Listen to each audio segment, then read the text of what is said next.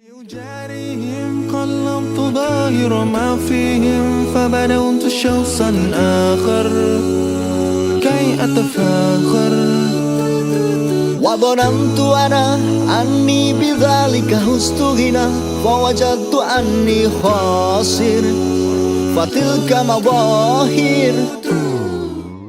Dengan anak-anak ini nanti semakin canggih, semakin pintar, terus melihat YouTube-nya udah no limited, ya. Kita ini sebagai orang tua, kadang-kadang kita kasih tahu satu kata-kata, anak kita udah beribu kata-kata, ya kan? Terus kalau tidak diberitahu, mereka kemana? Jadi yang ideal nih buat kita sebagai orang tua di dalam mendidik anak-anak, bagaimana? Ya. Satu, memang orang tua itu nggak gampang ya dalam istilahnya mau terlalu istilahnya mengizinkan permisif, ada style yang juga permisif. Nah ini juga kurang pas juga karena anak-anak bisa jadi tidak tahu batasan. Yang paling pas adalah orang tua memberikan batasan karena ini penting. Jadi orang tua tuh harus memberikan batasan kepada anak supaya dia mengetahui skema yang terstruktur bahwa saya ini oh ada batasnya ya saya melakukan ini, itu dulu. Kemudian kebatasan ini baru bisa dilakukan ketika orang tua itu tegas. Jadi misalkan saya nggak mau ngerjain PR mah, misalkan anak-anak bilang gitu ya, saya nggak mau ngerjain PR. Oke, boleh nggak ngerjain PR tapi TV-nya dimatikan ya, nggak main game, nggak ngapa-ngapain. Nah contohnya gitu ya. Nah kita kasih batasan kan, oke. Nah dia kan pasti akan diem aja, dia bingung gitu mau ngapain.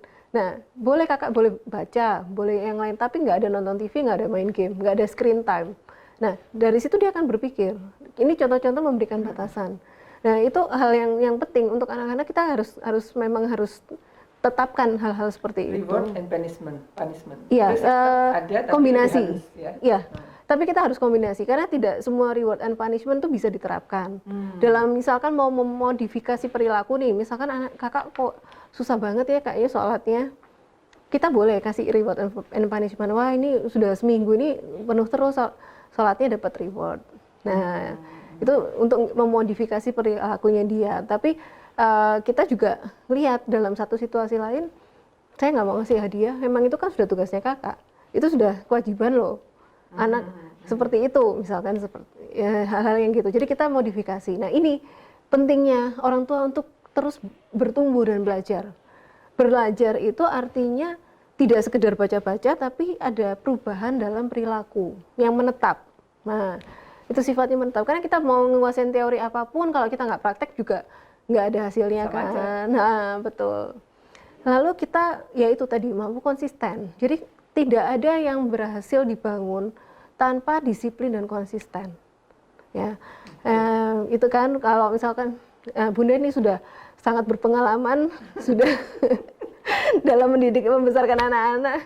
Waduh, saya justru yang harus banyak belajar. Cuman kalau secara keilmuan ya itu sih disiplin, konsisten, kemudian menanamkan akhlakul karimah yang kuat pada anak-anak supaya ini dibawa sampai besar. Kalau pendidikan dari orang tua, pengasuhan itu ada prinsipnya namanya MKMK, menumbuhkan kebiasaan, meninggalkan kenangan. Jadi kalau kita terlalu banyak marah-marah sama anak-anak, menimbulkan kenangan yang buruk juga kan. Mungkin dia lupa kata-katanya kita, tapi perasaannya ini loh nggak lupa. Itu.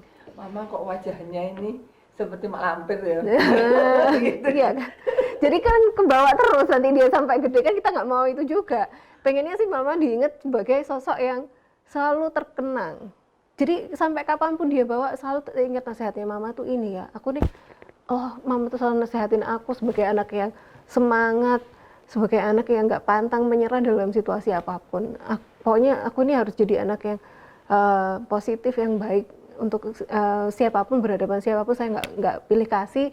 Saya harus bersikap seperti ini, gitu. Nah itu karena edukasi orang tua loh. Dari sekolah, apakah mungkin anak-anak sampai terinternalisasi seperti itu, rasanya di rumah pun juga perlu di-repeat. Berarti benar, ibu adalah guru pertama. Iya, betul, madrasahnya anak-anak ya. Wah, rasanya kita kepengen sekali berlama-lama untuk berbincang-bincang dengan Mbak Paramita ini. Iya.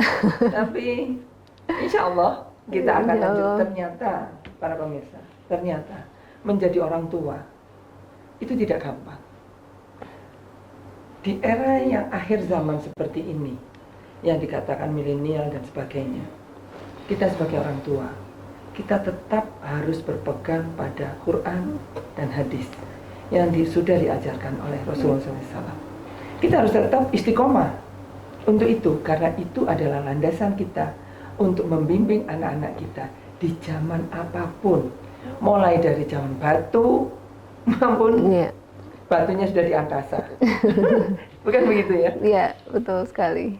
Nah, pemirsa, insya Allah akan kita lanjutkan di acara yang akan datang. Apabila ada pertanyaan atau usul-usul, bisa nanti diberikan kepada kita. Terima kasih. Terima kasih. Assalamualaikum warahmatullahi warahmatullahi wabarakatuh.